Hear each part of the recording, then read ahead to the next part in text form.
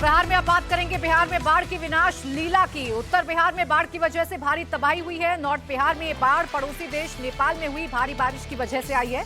उत्तर बिहार की नदियों में उफान है। कोसी, गंडक और बागमती का रौद्र रूप लोगों को डरा रहा है। दरभंगा, सीतामढ़ी, सुपौल, सहरसा, मुजफ्फरपुर में नदियां आउट ऑफ कंट्रोल हो गई हैं। तो इस वक्त बिहार के 16 जिलों में बाढ़ को लेकर अलर्ट जारी किया गया है। सीतामढ़ी के बेलसंड में बागमती और पूर्वी चंपारण के सुगौली में सिकरहना नदी का तटबंध टूट गया है। तो वहीं दरभंगा जिले के किरतपुर प्रखंड के तेतरी गांव में कोसी नदी का पश्चिमी तटबंध टूटा है। शिवहर जिला का तरियानी प्रखंड के तरियानी छपरा गांव में बागमती नदी का दाहिना तटबंध टूटा है और इसके कारण कई इलाकों में पानी फैल गया है, जिसकी वजह से कई ब्लॉक का जिला मुख्यालय से संपर्क ही टूट गया है। सैकड़ों गांव टापू में तब्दील हो गए हैं। 3 लाख से ज्यादा लोग बाढ़ की चपेट में आ चुके हैं। सहरसा में कोसी नदी का क्रोध देखा जा सकता है। बघवा गांव में चारों ओर पानी भरा हुआ है। स्कूल में पानी भर गया है। चारों तरफ सिर्फ और सिर्फ पानी ही पानी नजर आ रहा है। हम इस वक्त सहरसा के महिसी के बगवा गांव में हैं और यहाँ एक स्कूल में देखिए किस तरह से पानी आ गया है। पूरा स्कूल का जो कैंपस है पानी से भर गया है। दाहिनी तरफ आप देखिए जो वहाँ पर टॉयलेट्स बने हुए हैं, सब में वहाँ पर पानी चला गया है।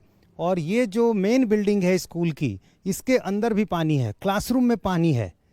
यहाँ देखिए मध्य विद्यालय बगवा प्रखंड महिसी सहरसा, एक मिडिल स्कूल है ये, और यहाँ पर पानी आया है तो जाहिर है स्कूल बंद है। इस तरह के कई ऐसे स्कूल हैं बाढ़ प्रभावित इलाकों में जहाँ पर पानी चला गया है और इससे काफ़ी नुकसान भी हुआ है, क्योंकि कई जगह क्लासरूम में जो बेंच हैं वो उसको नुकसान हुआ है। और ये जो है चूँकि कोसी नदी का पानी यहाँ पर आ गया है तो ऐसे में स्कूल जो है वो अब पूरी तरह से बंद है। और ये पीछे के हिस्से में देखिए स्कूल में जो एक प्ले जोन है जहाँ पर बच्चे खेलते हैं, जो इक्विपमेंट्स वहाँ पर थे इससे संबंधित, वो भी यहाँ पर डूबे हुए नज़र आ रहे हैं। और ऐसा लग रहा है पीछे मानो यहीं से नदी बहती हो, जबकि ये बाढ़ का पानी है।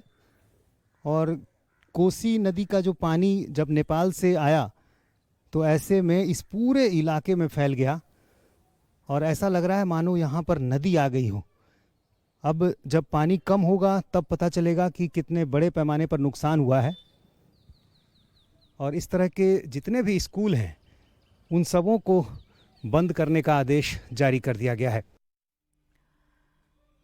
देखिए, बिहार से जो तस्वीरें सामने आ रही हैं वो डराने वाली हैं। लेकिन बिहार का ये हाल कैसे हो गया? बिहार में कैसे गांव टापू में तब्दील हो गए? कौन सी नदियां हैं जो इस वक्त अपने रौद्र रूप पर हैं? क्या हो रहा है? कौन से इलाके इसके चपेट में हैं? आपको सबसे पहले ये बताते हूं। सुपौल में हाल बेहाल है। सहरसा, मधुबनी, मुजफ्फरपुर, पूर्वी चंपारण, पश्चिमी चंपारण, सीतामढ़ी, शिवहर, यहां पर बाढ़ ने कहर बरपा दिया है।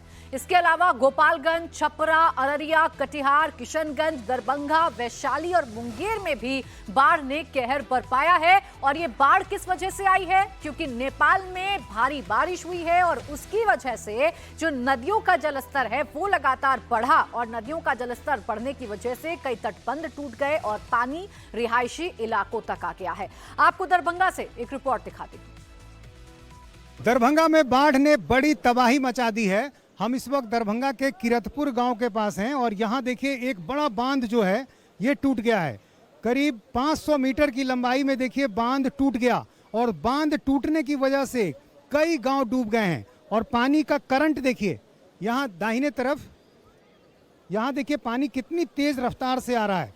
और ये रफ्तार ऐसी है कि ऐसा लग रहा है कि अभी बांध का बहुत बड़ा हिस्सा ये काट सकती है ये पानी, क्योंकि जिस तरह से पानी तेज रफ्तार से बढ़ रहा है। यहाँ जो लोग हैं वो बता रहे हैं कि बहुत बड़ी आबादी थी यहाँ पर, कई घर थे यहाँ पर, लेकिन सारे घर यहाँ बह गए।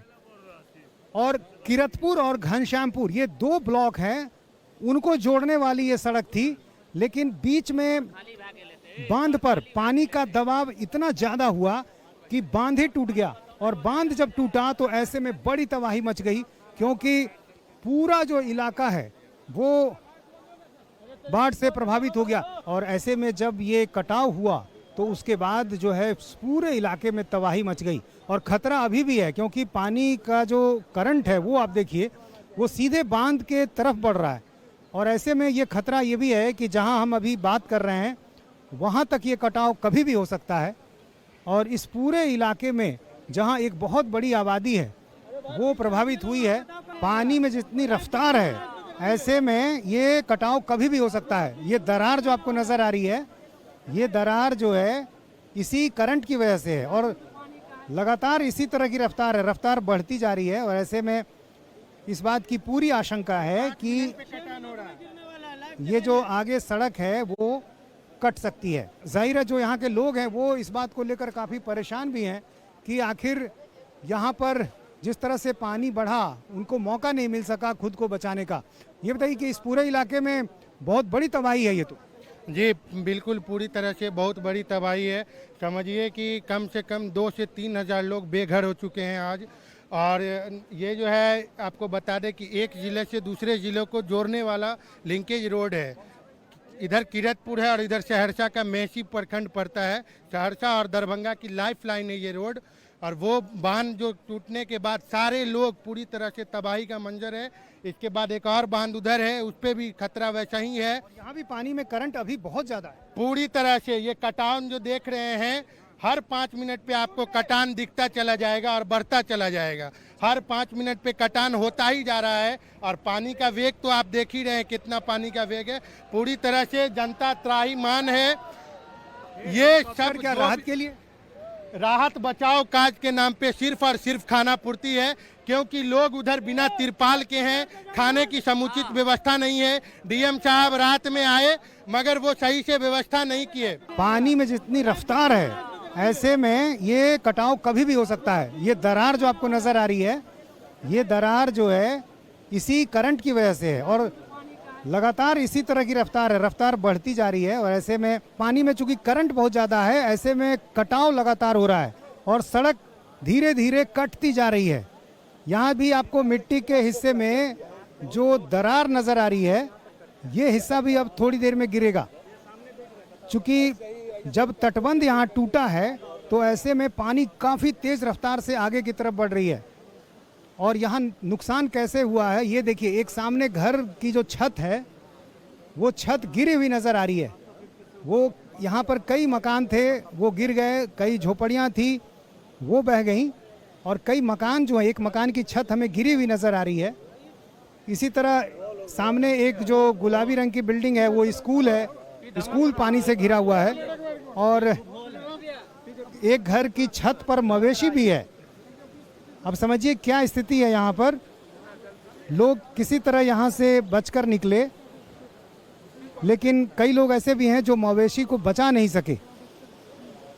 और पानी में जो करंट है आप वो देखिए, इतनी तेज़ रफ्तार कि ऐसे में खतरा इस बात का कि तटबंध जो टूटा उसके बाद ये कटाव और आगे बढ़ता जाएगा।